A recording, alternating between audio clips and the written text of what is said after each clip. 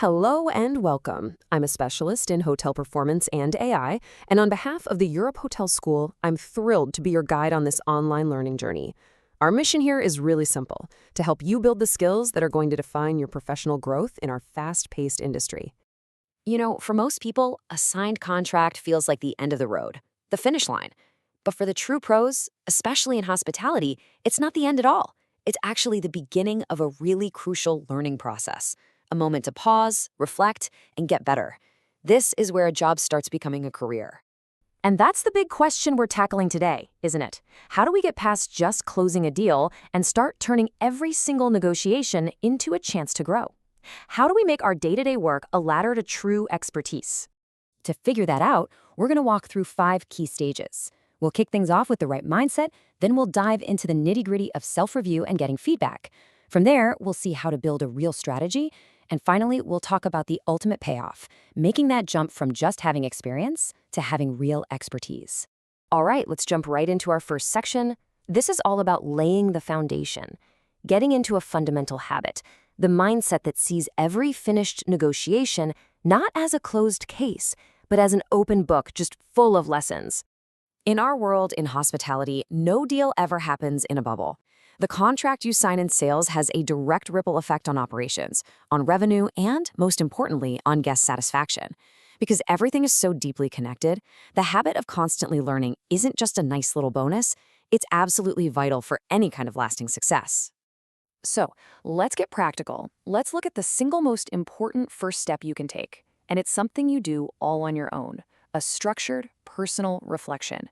We call this the inner loop of learning. And we need to be crystal clear on what we mean by professional reflection. This is not about beating yourself up for what went wrong. Not at all.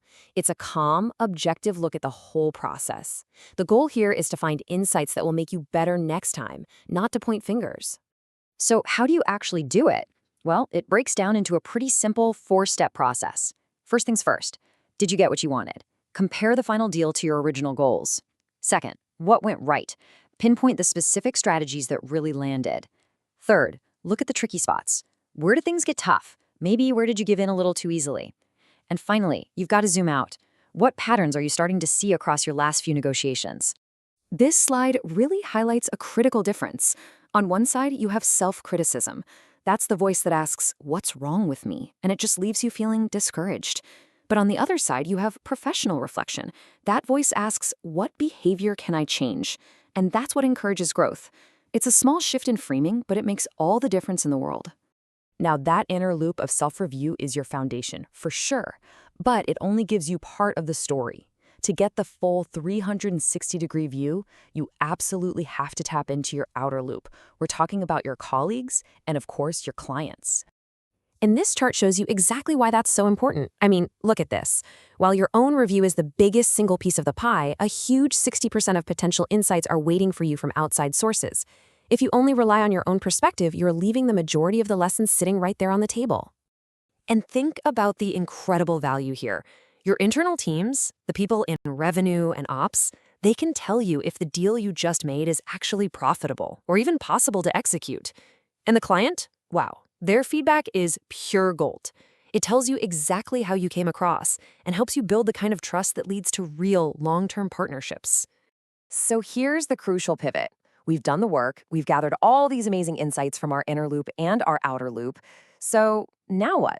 The next step, the big one, is turning all those individual lessons into a smart, long-term strategy for success.